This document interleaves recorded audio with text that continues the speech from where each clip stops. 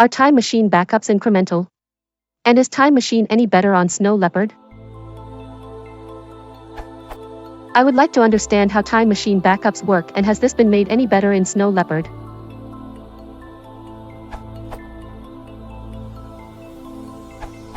Yes, Time Machine is incremental. OS using an events-driven agent, events, to track which files change, no need for scanning every hour, and then, using modified hard links, called multi-links for files which don't change, only those that do are incrementally changed. This is done hourly for the past 24 hours, daily backups for the past month, and weekly backups for everything older than a month. To solve both problems, Time Machine does something new and different that actually required Apple to make changes to the underlying Mac file system, HFS+. The new change is referred to multi-links, which are similar to hard links common to Unix users and potentially available when using NTFS on Windows. Hard links differ from soft links, also known as symbolic links, which simply act as placeholders pointing to another file. The Mac OS has long used aliases as a way to create a soft link stand-in for another file or directory. Windows calls soft links shortcuts. Source.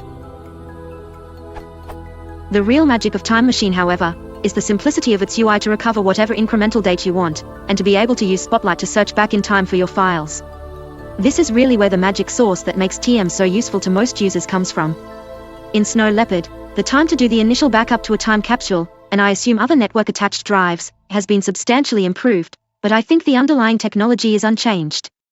The next technological innovation for Time Machine is to do with in-file deltas, as currently it is a file, not block-based technology, thus inefficient with large files like Entourage databases. ZFS, when it finally comes to OS X client, will be the best tool to improve Time Machine functionality. Update. John Syracuse's as always fantastic Snow-Leopard review has this golden nugget. Time Machine itself was given support for overlapping I/O, Spotlight indexing, which happens on Time Machine volumes as well, was identified as another time-consuming task involved in backups, so its performance was improved. The networking code was enhanced to take advantage of hardware-accelerated checksums where possible, and the software checksum code was hand-tuned for maximum performance.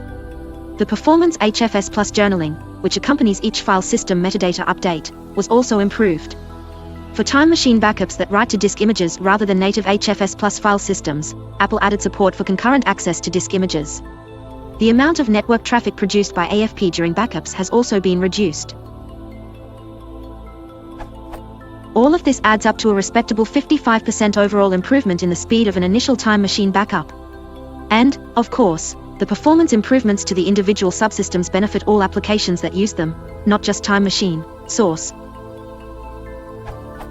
And as I suggested about the ZFS magic to come. That's a shame because Time Machine veritably cries out for some ZFS magic. What's more, Apple seems to agree, as evidenced by a post from an Apple employee to a ZFS mailing list last year. When asked about a ZFS-savvy implementation of Time Machine, the reply was encouraging. This one is important and likely will come sometime, but not for SL.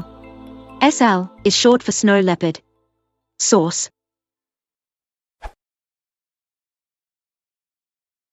If you want to support the channel, please consider liking and subscribing.